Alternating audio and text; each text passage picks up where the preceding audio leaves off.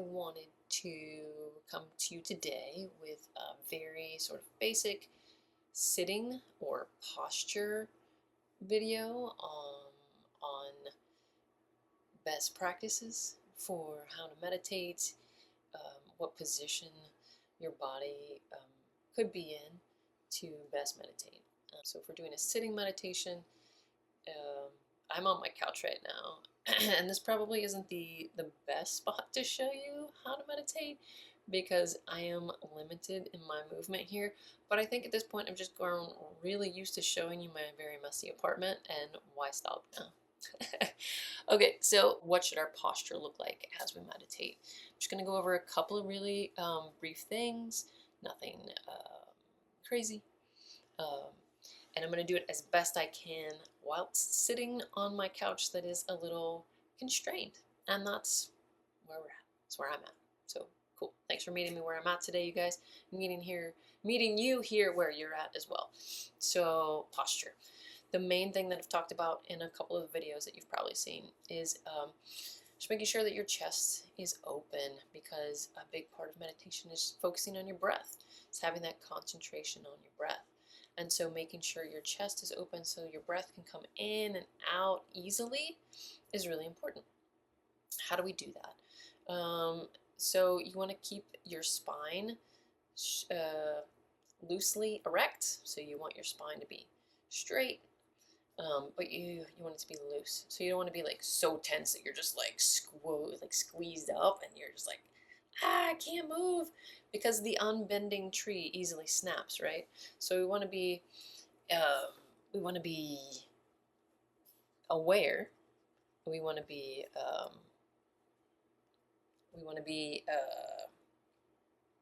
upright. We want to be erect, but we don't want to be tense. So the key is to be erect, loose, but also solid. Does that make sense? Also, again, we want our chest to be kind of open. So what can be helpful is to raise your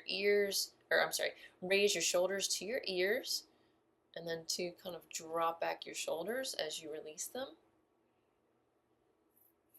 Something that, okay, I'll go over that in a second. Another thing is how you want your legs.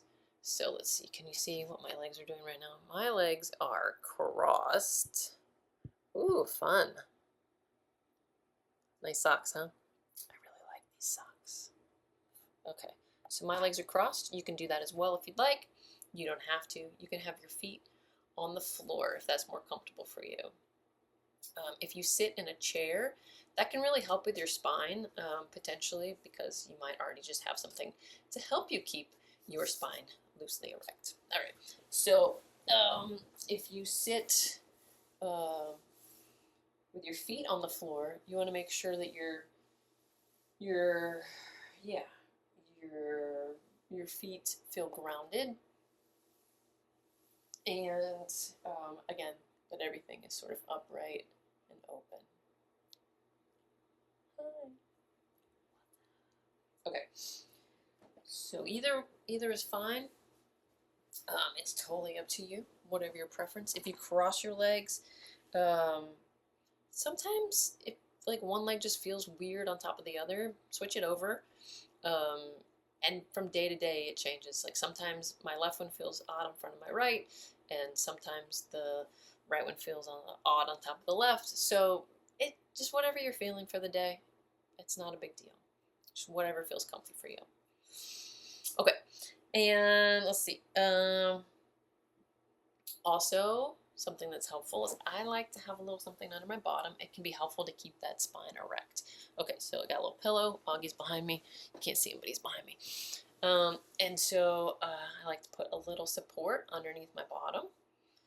And then that way it kind of just, instead of having me like be back here, it kind of helps with that nice erect spine. Okay, so it is support. We love support, whether it's on the mat or outside. Just in life, support is nice. Okay. Hands. What to do with your hands? You can put them in your lap. So like you might put them in your lap kind of like this. You You see that? Looks like I'm holding a baby. Or you can put them on your knees. Whoa, I feel like scales of judgment right here. Oh, there we go. All right, you can put them on your knees, kind of like this, palms up. Some people want to do like this or like this. I don't know. Just whatever feels comfortable. It's not as big a deal. As you're sitting, you want sort of the crown of your head to reach up to the sky, and then your bottom to be sort of like a trunk of a tree where the roots are kind of grounding into the space underneath you.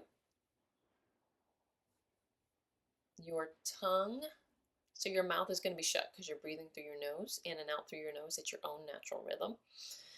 So as you sit, your tongue can, the tip of it, you can kind of place it right behind the front of your teeth there and have it just sort of rest in that top space there. It's not a huge deal. Basically, you just want your tongue to just be relaxed. Everything is in a place but relaxed. Because you need to be relaxed. Because how well can you concentrate on anything if you're stressed out? Not very easily. So the key is to try and be relaxed when you come into meditation, because you are trying to concentrate on your breath. Essentially, that's what you're doing. You are bringing an awareness to your breath. You're bringing your focus to your breath, and that requires some concentration. And so if you're stressed out, it's really hard to do anything when you're stressed, especially like concentrate. So if you need to do something beforehand to kind of relax a little bit, feel free. Otherwise, you want to just sort of, once again, I'll kind of go over all those pieces. We have our shoulders back just a bit, our chest is open, our spine is loosely erect, our feet are either on the floor or crossed in the front. Our hands are probably either in our lap or on our knees, somewhere that's cozy and out of the way. Our head is reaching to the sky. The crown of our head is reaching to the sky, but not anything forceful, nothing aggressive, just a loose stretch. Our bottom is sort of just melting into the space beneath us. We have a support under us, a little pillow perhaps.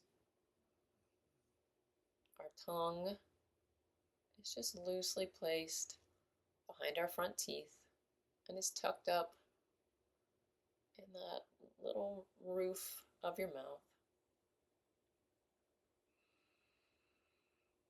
So everything is open and ready for breaths in and out.